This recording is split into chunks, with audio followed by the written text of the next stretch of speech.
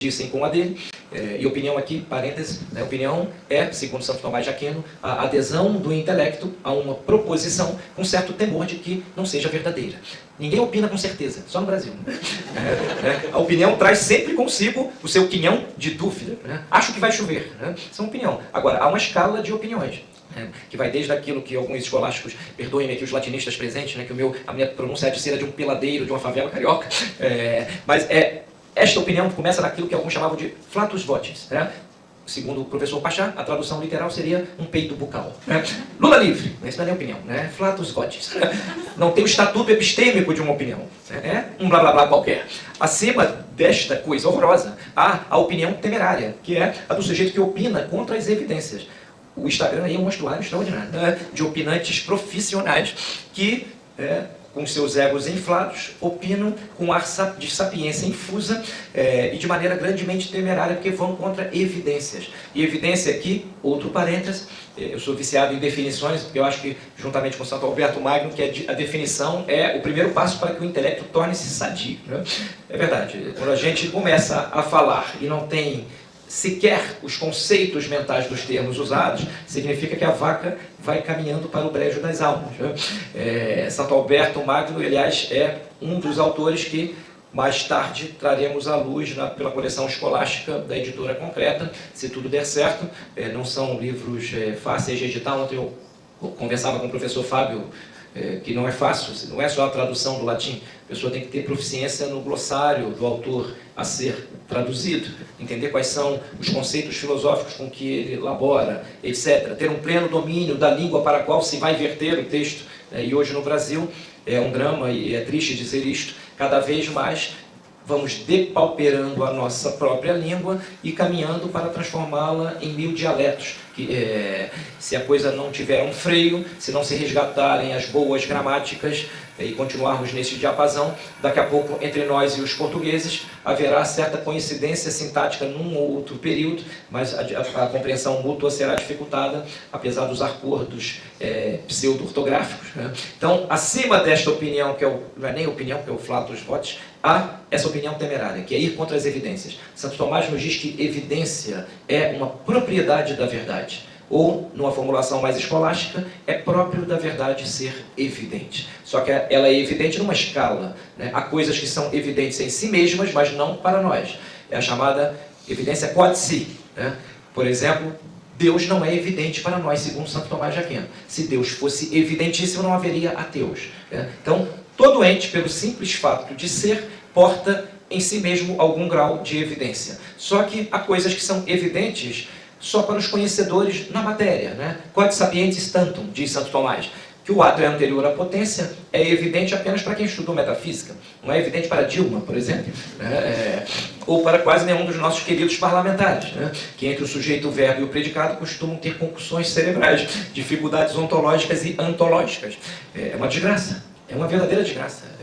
Ouçamos os discursos parlamentares num dia, de preferência num dia chuvoso, e constataremos por evidência absoluta que os nossos queridos parlamentares, talvez com uma ou outra exceção, não conseguem expressar-se na sua própria língua e vão fazer leis. Perguntemos a qualquer um deles qual é a distinção entre justiça, lei e direito. Eles provavelmente inclinarão a cabeça num ângulo de 30 graus para o lado, balançarão assim e os seus neurônios praticarão suicídio coletivo pelo ouvido. É uma tragédia. São legisladores. São legisladores. Tragédia absoluta. E não pensemos que isto vem do nada e nada tem a ver com a formação da personalidade e do caráter.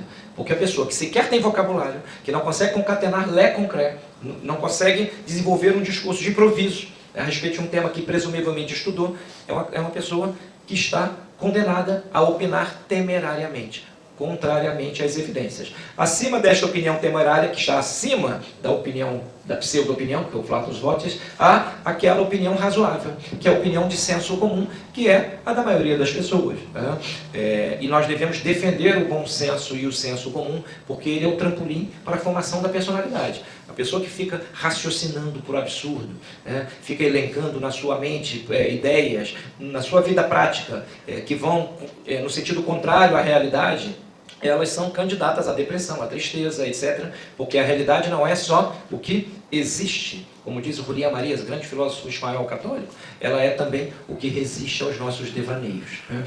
Então, não caminhemos na contramão da realidade, porque ela se vinga simplesmente sendo o que é, e não o que nós gostaríamos que ela fosse. Então, acima da opinião razoável, há a opinião dialética. A dialética, que é dialética ou lógica, que é o terceiro braço do Trivium, segundo Santo Tomás de Aquino, é a ciência cujo objeto é trazer opiniões abalizadas. O exemplo que eu costumo dar é o seguinte: eu jogo mal xadrez, mas algo estudei. Suponhamos que um dia eu vá jogar com Anatoly Karpov, ex-campeão mundial. Ele tem um livrinho de 700 páginas sobre uma abertura só de xadrez, que é a Caro-Kann. Bom, eu não vou jogar Caro-Kann com o Karpov, que provavelmente perderei. Vou fazer algum movimento equivocado, ele irá prever a minha derrota, e a sua presciência deste futuro não retira a minha liberdade de errar. Analogamente ao que acontece com a presciência divina. O fato de Deus saber que nós pecaremos não retira de nós a responsabilidade pelos nossos próprios pecados. Muitos protestantes tiveram dificuldade de entender qual era a relação entre a presciência divina e a graça e a liberdade.